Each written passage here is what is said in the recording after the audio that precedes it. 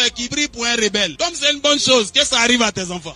C'est ça, non? Comme c'est une bonne chose, que tes enfants deviennent... Bienvenue sur notre chaîne InfoSur. C'est encore avec beaucoup de plaisir que je vous retrouve aujourd'hui, n'est-ce pas? J'espère que vous allez bien.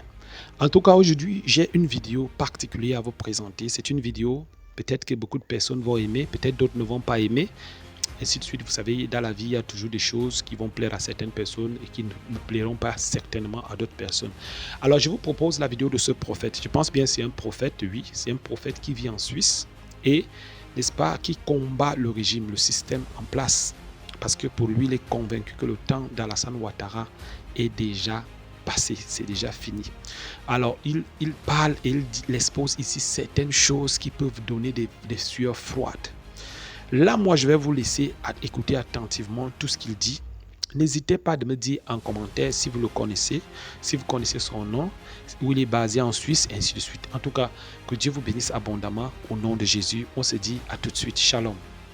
Ils font un article, voici des pasteurs. Les gens me disent donc, ça veut dire que tu ne peux plus venir à Abidjan. Moi, je ne rêve pas d'aller à Abidjan. Je ne peux pas vivre en Suisse et puis rêver d'aller dans cette Côte d'Ivoire. Je peux aller parce que c'est mon pays. Mais aussi longtemps qu'elle vit ce qu'elle est en train de vivre. Dans cette Côte d'Ivoire-là. Dans cette Côte d'Ivoire-là. Où il est difficile de montrer du doigt le mal. Comment ici, il y a cette facilité, la vie, hein? La Suisse a ses problèmes. Les lois sont respectées. La Suisse a ses problèmes. Tout à fait. Nous qui vivons ici, nous connaissons, c'est pas le paradis. Non. Voilà.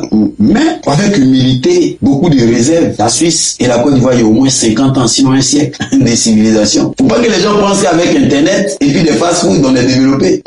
Le développement, c'est les institutions. Tu imagines un pays qui vote son budget, dont le budget, le président seul a, je ne sais pas combien de pourcents du budget, combien de milliards, qui est juste réservé au président. Pour faire quoi? C'est deux mentalités différentes. Tout à fait. Ici en Suisse, le budget 2026, 33% du budget est consacré à la prévoyance sociale. Tu as vu les deux états d'esprit? C'est différent. 33%, plus de 30% du budget est consacré à la prévoyance sociale. Si lui là demain il fait un accident, comment on va s'occuper de sa famille? Si l'autre là demain perd son travail, comment il peut réussir à payer ses factures? Voilà comment la société d'ici réfléchit.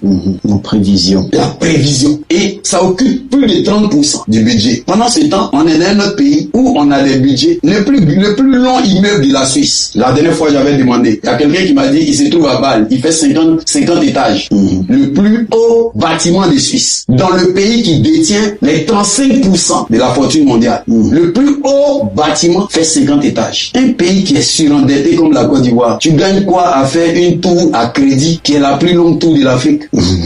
Ça va te rapporter quoi? Ça va te rapporter quoi? Si ce n'est que vanité. C'est une vaine gloire qu'on recherche. Ton championnat de football n'est même pas le joueur le plus cher payé à combien? Quand on organise une compétition et on construit un stade comme le stade qui se trouve, mais derrière on prépare un grand championnat. On prend une compétition parce qu'on veut se faire connaître, faire découvrir notre football et puis lancer notre championnat. C'est ce que l'Arabie Saoudite a fait.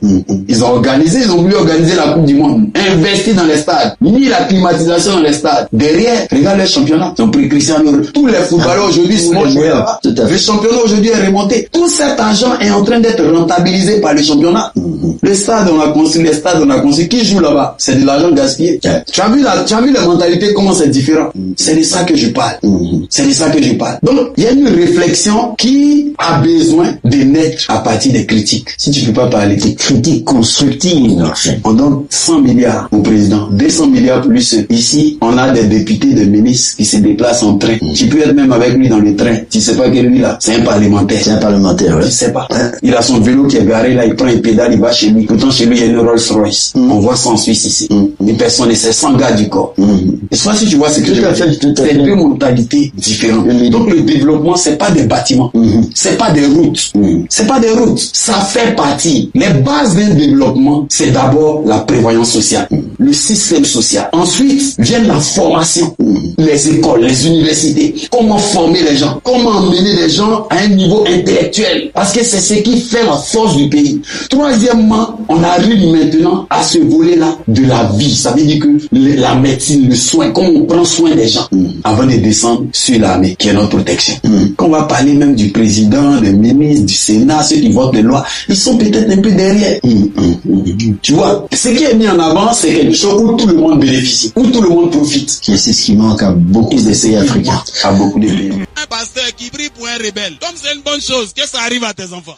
C'est ça, non? Comme c'est une bonne chose, que tes enfants deviennent des... Le découragement vient du changement de la vérité. Quand la vérité change en quelqu'un, le découragement vient. Quand la vérité est établie en lui, il est toujours motivé. Mais quand les problèmes viennent, les batailles arrivent, la vérité il commence à douter de la vérité. Et donc, comme la vérité change, il commence à se décourager. La vérité n'a pas besoin de promotion. La vérité n'a pas besoin de promotion. Gloire à Jésus. La vérité n'a pas besoin de promotion. Il suffit juste d'avoir de la bonne foi et de comprendre la vérité. Parce que entre nous, on ne veut pas s'entendre. Pourtant, la vérité, elle est simple. Quand tu vois des gens, ils veulent pas s'entendre, c'est parce qu'il y a un qui refuse la vérité. C'est tout. Entre le Congo et le Rwanda, par là, ils font là. Il y a un qui a forcément raison. Il y a un qui a forcément raison. Il y a un qui a dépassé son territoire, qui est dans le territoire de l'autre. On lui dit, il veut pas accepter. C'est l'histoire qui est là. Mais on va venir dedans, on dit non, la vérité là, il faut changer. Il faut, C'est comme quand tu vas en Côte d'Ivoire. Quand tu réalises ça de la Côte d'Ivoire, tu te demandes, mais qu'est-ce qui se passe? La loi dit, quand tu prêtes serment, et tu dis, si je ne respecte pas la constitution, que le peuple me retire sa confiance. Je le jure, une, deux fois, respecte. Et puis, il y a quelqu'un qui est assis dans le peuple, qui est d'accord avec ça. Et toi qui dis que c'est pas normal là,